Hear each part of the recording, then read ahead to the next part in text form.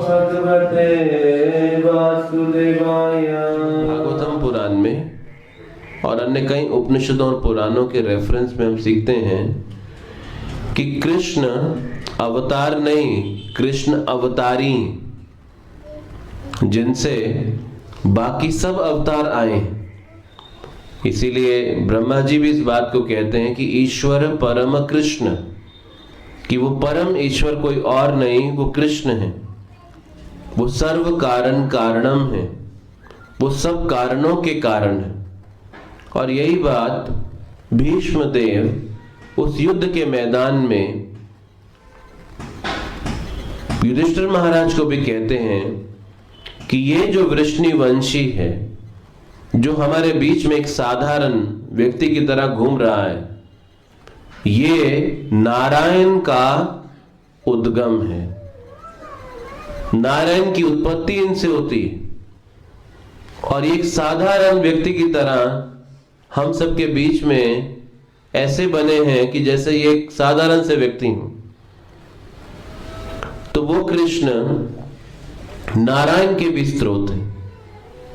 तो नारायण की भी उत्पत्ति उन्हीं भगवान कृष्ण से हुई है, वो उनके विस्तार है।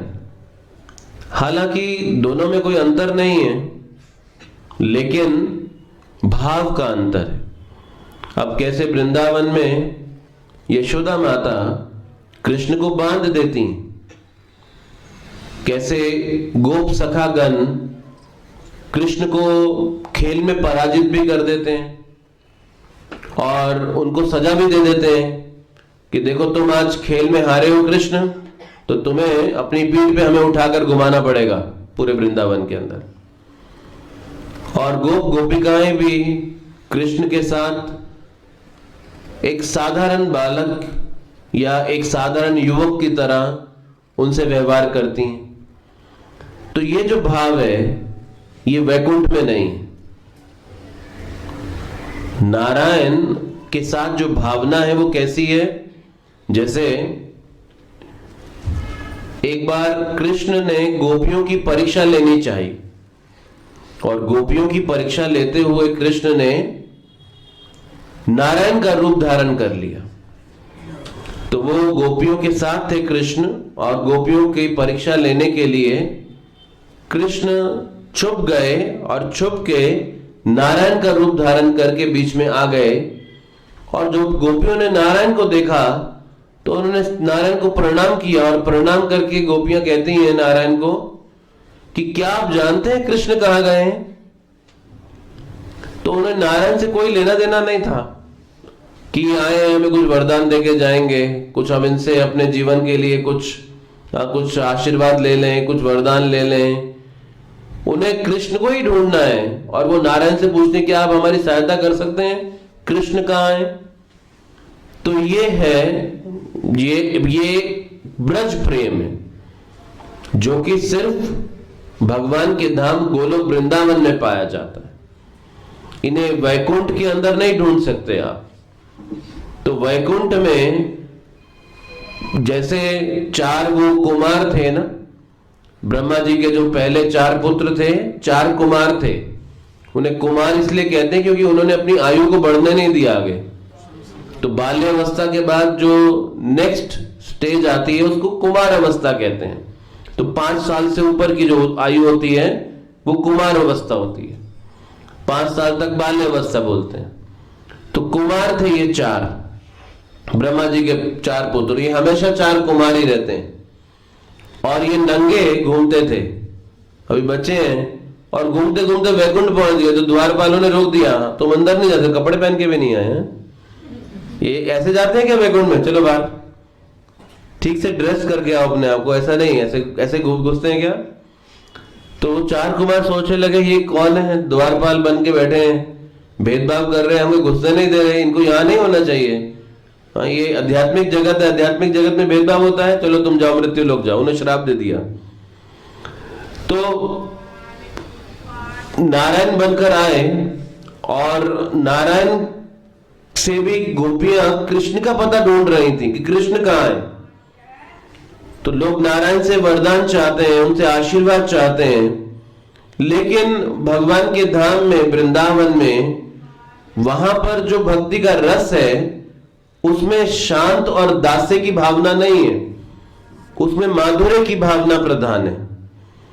लेकिन वैकुंठ में जो भक्ति है वो शांत और दास्य की भावना के साथ है। कभी ऐसा आप सुनेंगे नहीं कि विष्णु को बांध दिया यशोदा माई ने पकड़ के, ऐसा नहीं सुनेंगे कभी आप। या विष्णु के कंधे पे चढ़ के श्रीराम बोले चलो मुझे घुमाओ, तुम कबड्डी में हार गए मुझसे, ऐसी भावना कभी नहीं आप सुनेंगे। ऐसी कोई लीला नहीं सुनेंगे विष्णु के साथ, नारायण के साथ, क्योंकि वहां पर एक शांत और एक दास्य की भावना है, एक ऐश्वर्य की भावना है, जहां पे एक श्रेष्ठ है और एक निम्न है। लेकिन जो वृंदावन की भावना है वहां भगवान को ना यही नहीं पता चलता कि उनके भक्त भगवान है कि कृष्ण भगवान है, यही अंतर खत्म हो जाता है।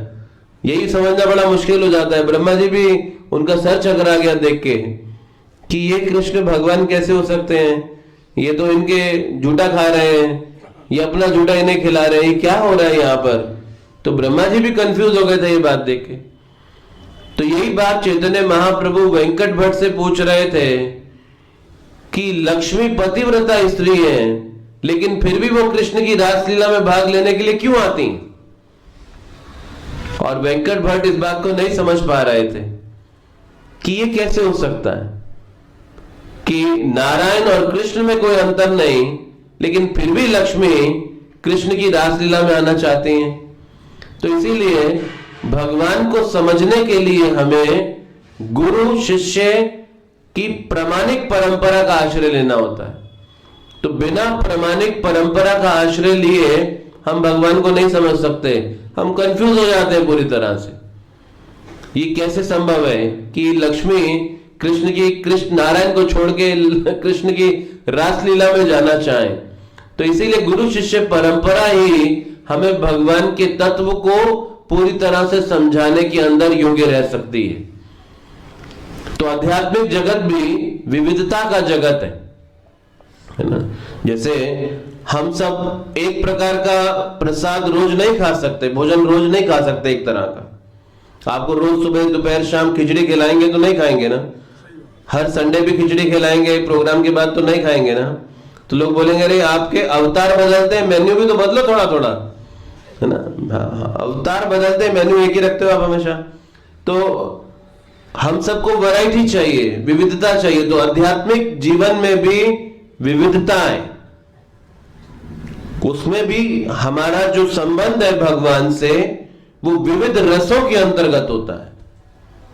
जिस प्रकार से यशोदा माई का कृष्ण के साथ संबंध है, अर्जुन का कृष्ण के साथ संबंध सखा के रूप में, यशोदा माई का कृष्ण के साथ संबंध वात्सल्य के रूप में, श्रीमती राधा रानी का कृष्ण से संबंध एक माधुर्य के रूप में। तो आध्यात्मिक जीवन भी विविधता से भरा है और इस विविधता के अंदर हर प्रकार की भावना वाले व्यक्ति के लिए हर प्रकार का एक आयोजन है। लेकिन इस विविधता में जो श्रेष्ठता है वो माधुर्य की श्रेष्ठता है।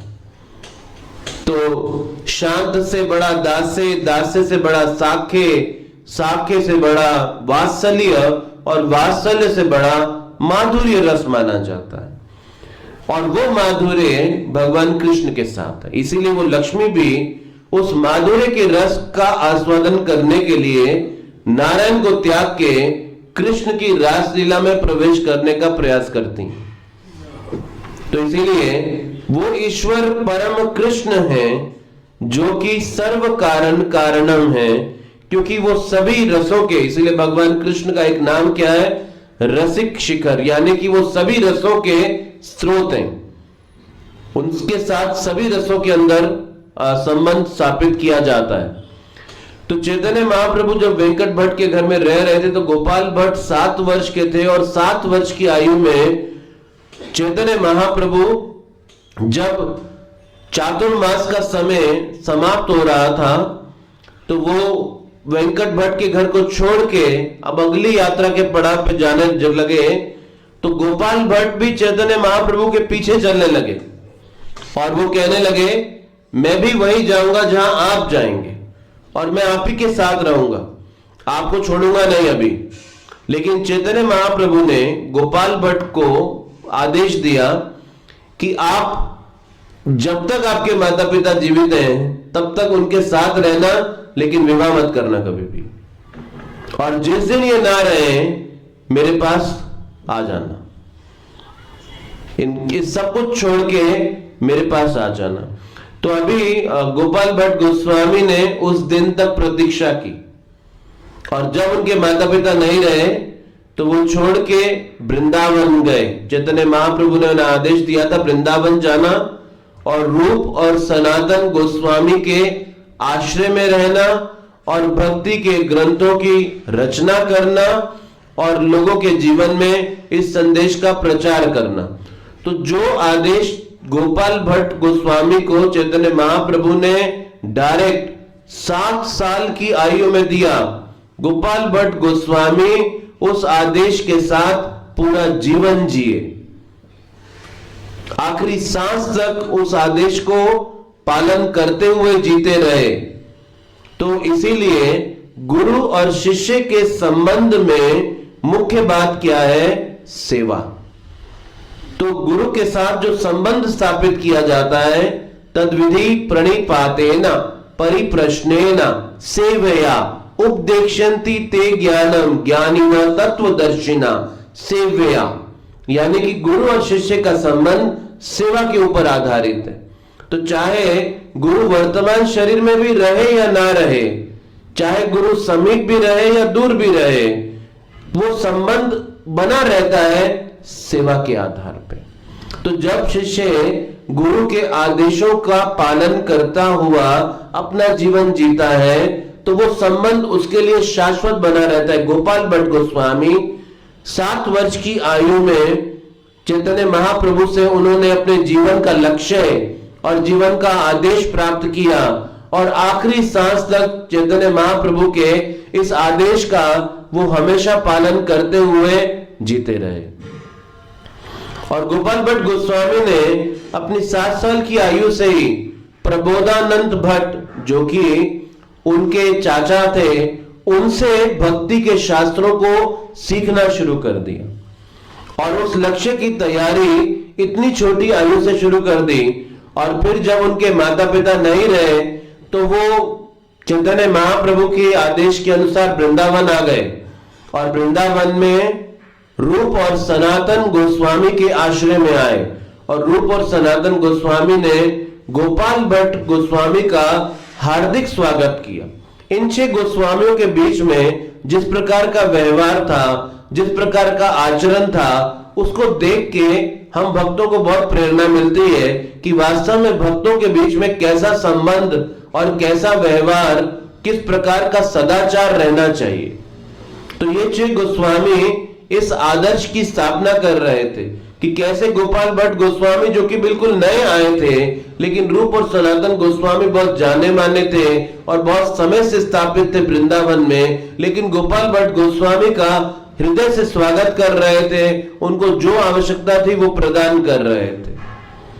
और गोपाल भट्ट गोस्वामी के लिए चैतन्य महाप्रभु भी बड़े चिंतित थे, और वो चिंतित थे कि कहीं गोपाल भट्ट वृंदावन पहुंचे होंगे, नहीं पहुंचे होंगे, वो वहां रह रहे होंगे, नहीं रह रहे होंगे।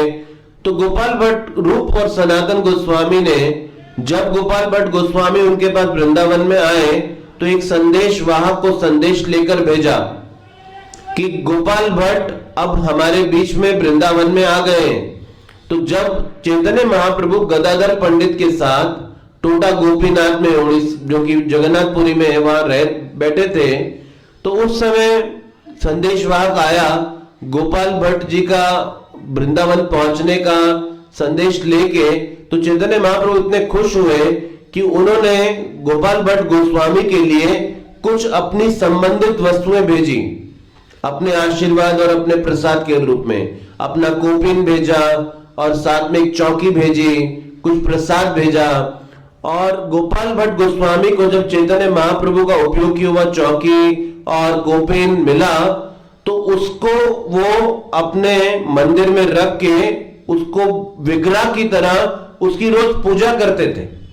और आज भी वो वृंदावन में राधा रमन मंदिर में उपलब्ध है, जो गोपाल भट्ट गोस्वामी को चैतन्य महाप्रभु ने पुरी से भेजा, और उसकी आज भी वहां पूजा होती है। तो कैसे भगवान से संबंधित वस्तु भी कितनी शक्तिशाली है कि वो हमें भगवान का परिचय देती है, वो हमें भगवान के साथ हमारा संबंध स्थापित करती है। तो इसीलिए भगवान ही नहीं, भगवान के साथ संबंधित वस्तु भी भगवान के समान ही पूजनीय है। तो ऐसा नहीं कि हम भगवान का तो सम्मान करें, लेकिन जो भगवान से संबंधित वस्तुएं हैं उनका अपमान करें। तो कृष्ण सिर्फ अकेले नहीं है, कृष्ण में सब कुछ सम्मिलित हैं, उनके जीवात्माएं भी सम्मिलित हैं, उनके अवतार भी सम्मिलित हैं, उनके विस्तार भी सम्मिलित हैं, उनके भक्तगण भी सम्मिलित हैं, उनकी सारी शक्तियां भी उसमें सम्मिलित हैं। तो इसीलिए जब हम कृष्ण का सम्मान करेंगे तो कृष्ण से संबंधित हर कार्य का और हर वस्तु का भी हम सम्मान करेंगे। जैसा कि गोपाल भट्ट गोस्वामी चैतन्य महाप्रभु से संबंधित उनका जो प्रसाद रूपी चौकी आदि आया, उसकी भी पूजा करने लगे, उसका वो सम्मान करने लगे। तो एक बार गोपाल भट्ट गोस्वामी गंडकी नदी में दर्शन करने के लिए गए, स्नान आदि करने के लिए गए। तो कई तीर्थ स्थानों पे होते हुए वो गंडकी नदी तक पहुंचे, और जब गंडकी नदी में पहुंचे तो गंडकी नदी में शालिग्राम शिलाएं पाई जाती हैं। तो ये नदी नेपाल में बहती है और वहां शालिग्राम मिलते हैं, तो उसका पानी काला दिखता है, क्योंकि शालिग्राम के रंग की वजह से वो पानी काला काला जैसा दिखता है। तो गोपाल भट्ट गोस्वामी ने स्नान किया, और स्नान करने के बाद अपने कमंडल से जल भरने लगे। तो जब जल भरने लगे तो उस जल में आश्चर्यजनक तरीके से उनके कमंडल में 12 शालिग्राम शिलाएं अपने आप आ गईं। तो उन्होंने फिर से शालिग्राम शिलाओं को फेंक दिया और फिर पानी भरने के लिए कमंडल डाला, और जब कमंडल डाला तो फिर से वो शालिग्राम शिलाएं 12 की 12 फिर से कमंडल में आ गई। तो गोपाल भट्ट गोस्वामी को समझ में नहीं आ रहा है क्या हो रहा है, उनको कोई शिला नहीं चाहिए, उन्हें जल भरना है। लेकिन फिर से उन्होंने पानी डाला, वापस जल शिला डाल दिया, और जब तीसरी बार कमंडल भरा तो फिर से 12 शिलाएं अपने आप उस कमंडल में आ गई। तो उनको लगा शायद भगवान चाहते हैं कि कुछ उनके पीछे इसका कारण है, वो चाहते हैं कि ये उनके साथ जाएं और उनकी सेवा करें। तो गोपाल भट्ट गोस्वामी इन शिलाओं को वृंदावन ले आए और रोज तुलसी चंदन के साथ उनकी सेवा करने लगे, और यमुना के जल से उनको स्नान आदि कराने लगे। तो एक दिन नरसिंह चतुर्दशी का दिन था, और नरसिंह चतुर्दशी के दिन में ये 1544 की बात है, और एक बहुत धनी व्यापारी वृंदावन में आया, और ये सारे गोस्वामियों के पास जा रहा था, रूप गोस्वामी, सनातन गोस्वामी और भी अन्य महान भक्तों के पास जा रहा था, और उनके पास जाके उनको भगवान के श्रृंगार के लिए वस्त्र और जो अलंकार आदि भेंट में दे रहा था। तो ये सबके पास जाता हुआ गोपाल भट्ट गोस्वामी के पास भी पहुंचा। तो गोपाल भट्ट गोस्वामी निधिवन के पास एक स्थान में रहते थे, और वहां पर रहकर भजन करते थे, भगवान का नाम जप करते थे। तो जब ये व्यक्ति गोपाल भट्ट गोस्वामी के पास पहुंचा, तो गोपाल भट्ट गोस्वामी के पास पहुंच के इसने गोपाल भट्ट गोस्वामी को भी भगवान के श्रृंगार के लिए वस्त्र अलंकार सब दिए। तो गोपाल भट्ट गोस्वामी के मन में एक विचार आया, और वो सोचने लगे कि मेरे पास तो कोई भगवान का विग्रह नहीं है, और इन सबको मैं शालिग्राम के लिए उपयोग कर ही नहीं सकता हूं, तो काश मेरे पास भी भगवान का विग्रह होता, तो शायद मैं भी उनका ऐसा इन अलंकार और वस्त्रों से श्रृंगार करता।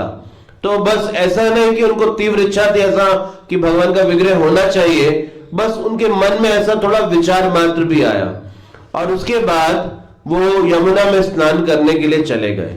और जब स्नान करने के बाद वापस आए तो 12 शालिग्राम शिला थी, लेकिन अभी 12 की जगह 11 ही रह गई थी, और एक शालिग्राम शिला वो भगवान कृष्ण के विग्रह में परिवर्तित हो गई थी। और इतना इतना ऊंचा भगवान कृष्ण का विग्रह, वो शालिग्राम शिला बन के भगवान कृष्ण त्रिभंग मुद्रा में बांसुरी जैसा हाथ में लिए उस मुद्रा में खड़े थे। तो गोपाल भट्ट गोस्वामी बड़े हैरान हुए कि मेरी शिला कहां गई और ये भगवान का विग्रह कहां से आ गया। तो देखा कि उस विग्रह के पीछे पीठ पे शालिग्राम शिला का चिन्ह था, जिससे वो विग्रह बन गया था, भगवान का सुंदर रूप बन गया था। तो ये घटना, ये जो खबर थी पूरे ब्रज में फैल गई। तो रूप गोस्वामी, सनातन गोस्वामी, रघुनाथ दास, रघुनाथ भट्ट गोस्वामी, लोकनाथ गोस्वामी, भूगर्भ गोस्वामी, ये सभी आए इतना सुंदर दर्शन करने के लिए, और उनका नाम रखा गया राधा रमन। तो आज भी वृंदावन में एक राधा रमन जी का मंदिर है निधिवन के समीप, तो वहां पर आज भी विराजमान है और इतने छोटे से विग्रह हैं। बाकी उस समय में जो विग्रह थे बहुत बड़े बड़े थे भगवान के, मदन मोहन के, गोविंद देव के, गोपीनाथ के, लेकिन ये विग्रह बिल्कुल छोटे और बहुत सुंदर विग्रह हैं। तो राधा रमन जी का आविर्भाव हो गया और राधा रमन जी प्रकट हो गए गोपाल भट्ट गोस्वामी के पास। तो ऐसा आचार्य कहते हैं कि हमारे भगवान को प्राप्त करने के 3 चरण हैं। पहला कहलाता है संबंध ज्ञान।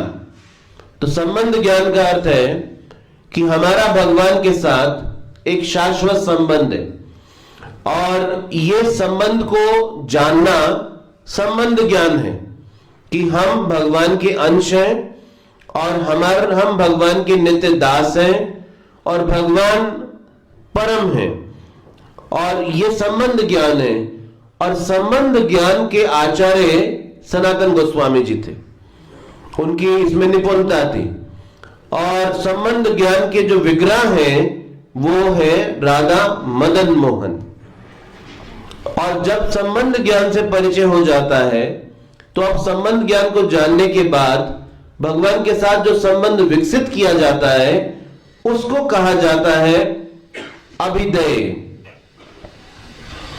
तो अभिदय का मतलब है वो मार्ग जिससे भगवान का के साथ हम अपना संबंध स्थापित करें, यानी कि वो रास्ता। तो अभिदय के जो आचार्य हैं वो रूप गोस्वामी जी हैं, और अभिदय के जो विग्रह हैं वो राधा गोविंद देव कहलाते हैं। और फिर प्रयोजन है तीसरा अंग। प्रयोजन का मतलब है लक्ष्य, यानी कि कृष्ण प्रेम। और इस कृष्ण प्रेम के जो विग्रह हैं उन्हें गोपीनाथ बोला जाता है। तो जिस समय उत्तरा ने वज्रनाभ जी को बताया था कि भगवान कृष्ण कैसे दिखा करते थे, तो वज्रनाभ जो कि कृष्ण के पड़ पोते थे, उन्होंने पहली बार कृष्ण के विग्रहों को बनवाया था। तो जब कृष्ण के विग्रह बने तो एक विग्रह का पैर कृष्ण के साथ मिलता था, तो उनका नाम मदन मोहन पड़ा था, जिसकी सेवा सनातन गोस्वामी जी करते थे। और जिस विग्रह का कमर का हिस्सा मिलता था उनका नाम गोविंद देव पड़ा था, जिसकी सेवा रूप गोस्वामी जी करते थे। और जिसका फेस मिलता था उन्हें गोपीनाथ कहते थे। तो इस प्रकार से इन तीनों विग्रहों को देखने से कृष्ण के दर्शन के समान लाभ मिलता था।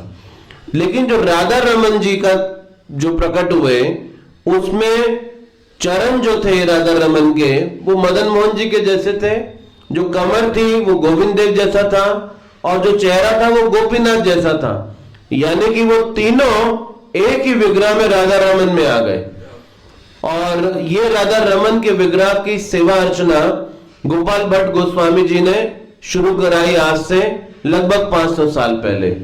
और गोपाल भट्ट गोस्वामी इतने बुद्धिमान थे कि 500 साल से ये राधा रमन जी जो है वो विराजित हैं, और आज तक एक भी दिन ऐसा नहीं हुआ कि उनकी आरती ना हुई हो या उनको भोग अर्पित ना हुआ हो। एक भी दिन ऐसा नहीं बीता। 500 साल से निरंतर सेवा चल रही है। बहुत सारे अभी हम जो आज वर्तमान भारत की परिस्थिति में रहते हैं, हम अनुमान नहीं लगा सकते कि कैसा समय पहले था। कि मुगल्स के समय में बहुत कठिन था मंदिरों को मेंटेन भी कर पाना, और वृंदावन के सारे मुख्य जो मंदिर थे औरंगजेब की सेना ने तोड़ दिए थे। और जब तोड़े थे तो सारे विग्रहों को पहले ही स्थानांतरित कर दिया था, तो अधिकतर राजस्थान चले गए। तो राजस्थान में जो राजा थे वो ज्यादातर हिंदू थे और वो भगवान कृष्ण को मानते थे और उन्होंने आश्रय दिया था सभी विग्रहों को। लेकिन राधा रमन इतने छोटे थे, उन्हें छुपा दिया था वृंदावन में, तो उनको कुछ नहीं हुआ। तो अभी वृंदावन में कोई भी ओरिजिनल विग्रह नहीं है। तो गोविंद देव जयपुर चले गए, मदन मोहन करौली चले गए, गोपीनाथ भी जयपुर चले गए, लेकिन राधा रमन तो वहीं रहे और वही एकमात्र उस समय के विग्रह आज भी वृंदावन में बचे हैं। तो राधा रमन जी की सेवा तब से लेके आज तक निरंतर चलती जा रही है। अभी हमारे गौर निताई की विग्रह की सेवा में 200 भक्त लगे हुए हैं और जो कि सुबह से शाम 6 समय भोग लगता है, 5 समय आरती होता है भगवान का। और हम देखते हैं कि इतने भक्तों के होने के बावजूद भोग का समय ऊपर नीचे हो जाता है, कभी 10 मिनट बाद आता है, कोई 15 मिनट पहले आता है, कभी आरती भी लेट हो जाती है, देरी हो जाती है।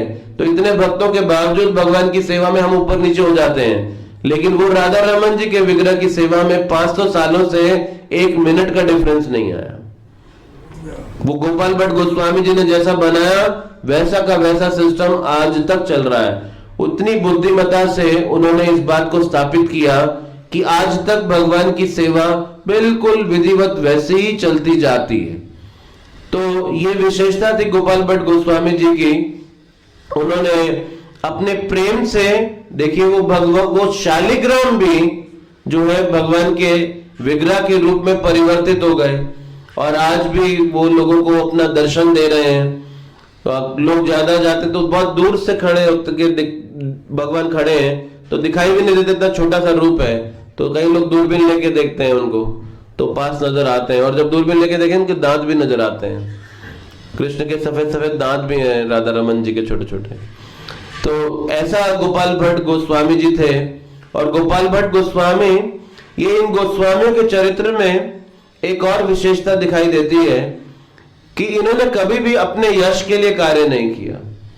आज कोई हम छोटी सी सेवा भी करते हैं तो सबसे पहले कामना होती है कि हमें कुछ रिकॉग्निशन, कुछ यश मिलना चाहिए।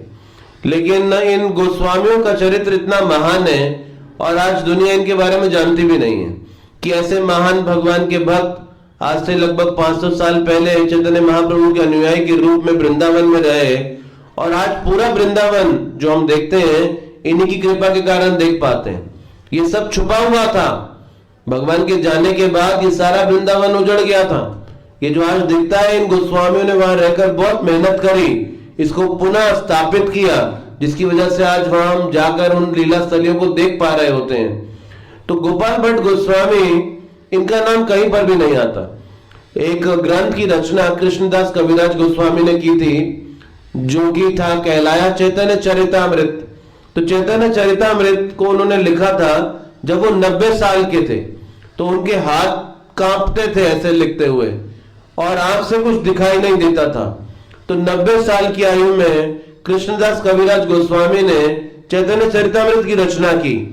और उन्होंने क्या किया, उन्होंने जो चैतन्य महाप्रभु के समकालीन भक्त थे उन सब से पूछा कि आपकी क्या क्या बातें चैतन्य महाप्रभु से हुई, क्या क्या लीलाएं हुई, और उन्होंने उन सब से पूछ पूछ के उसको लिखा। तो गोपाल भट्ट गोस्वामी जी से जब पूछा उन्होंने कि आपकी चैतन्य महाप्रभु से क्या साक्षात्कार है, तो गोपाल भट्ट गोस्वामी ने कहा मैं बताऊंगा एक शर्त पे कि आप मेरा नाम नहीं लिखोगे कहीं पर भी, तभी मैं बताऊंगा, वरना नहीं बताऊंगा कुछ भी। तो गोपाल भट्ट गोस्वामी का नाम कहीं पर भी नहीं आता, उन्होंने अपना नाम भी कहीं आने नहीं दिया। तो ऐसे ये भगवान की महान भक्त थे कि जो अपने नाम को भी, अपने यश को भी नहीं पाना चाहते थे, ये भी नहीं जानना चाहते थे कि कोई इनको जाने भी किसी प्रकार से, और ये हर समय भगवान की भक्ति में लगे रहे। जीव गोस्वामी जी को भी षड संदर्भों की रचना करने में गोपाल भट्ट गोस्वामी ने बड़ा महान योगदान दिया और उनको लिखने में उनको बहुत योगदान दिया। तो गोपाल भट्ट गोस्वामी ने अपने कुछ गृहस्थ शिष्य बनाए थे और उन गृहस्थ शिष्यों को ये राधा रमन जी की सेवा दी थी। और आज भी बस वो उसी फैमिली, उसी परिवार की परंपरा में ही राधा रमन जी की सेवा चल रही है तब से। जो इस परिवार को गोपाल भट्ट गोस्वामी ने अपना शिष्य बनाया, उसी परिवार में ये परंपरा में आता जा रहा है। तो इस प्रकार से ये भी एक चैतन्य महाप्रभु के महान भक्त हुए और 1585 में गोपाल भट्ट गोस्वामी जी ने समाधि ग्रहण कर ली। और गोपाल भट्ट जी का जो समाधि भी है वो राधा रमन जी के मंदिर के बिल्कुल पास में है। तो राधा रमन जी को जब भोग लगता है तो सबसे पहले प्रसाद गोपाल भट्ट गोस्वामी जी के पास जाता है। राधा रमन जी को जो आरती होती है तो गोपाल भट्ट गोस्वामी जी की समाधि में आरती जाती है। तो सबसे जो राधा रमन जी के बिल्कुल समीप गोपाल भट्ट गोस्वामी जी का भी समाधि मंदिर है। और ये महान आचार्य, इनके जीवन चरित्र में एक बात बड़ी समान दिखाई देती है और वो ये कि इन सब ने अपना पूरा जीवन चैतन्य महाप्रभु की सेवा के लिए समर्पित किया। और इनकी मान्यता थी कि चैतन्य महाप्रभु की सेवा के अलावा इनके जीवन में और कोई भी अन्य स्थान नहीं था। इसीलिए ऐसे महान भक्तों के चरित्र को सुनने से, जो इनका भगवान के साथ निजी संबंध था, उसको जानने से हमारी भी जो भक्ति के अनर्थ हैं उनकी समाप्ति होती है। तो इसलिए जितना हम भगवान और उनके भक्तों का गुणगान सुनते हैं, ये जो हमारे अनर्थ हैं, जो हमें भक्ति में प्रगति करने से रोकते हैं, इन अनर्थों का नाश ये भगवान और उनके भक्तों के गुणगान को सुनने से होता है। तो जब हम भगवान के भक्तों का गुणगान सुनते हैं तो भगवान भी इससे प्रसन्न होते हैं हमसे, क्योंकि भगवान अपने गुणगान से ज्यादा क्या चाहते हैं कि उनके भक्तों का गुणगान हो, कि जिन्होंने उनके लिए अपना सब कुछ समर्पित किया और सर्वधर्मान परित्यज्य मामेकम शरणम व्रजा, यानी कि सभी धर्मों का परित्याग करके पूर्णता भगवान की शरणागति को स्वीकार किया। तो ऐसे एक आचार्य थे गोपाल भट्ट गोस्वामी। तो इस श्रृंखला में और अगले सप्ताह फिर एक नए आचार्य के विषय में हम सुनेंगे। हरे कृष्णा।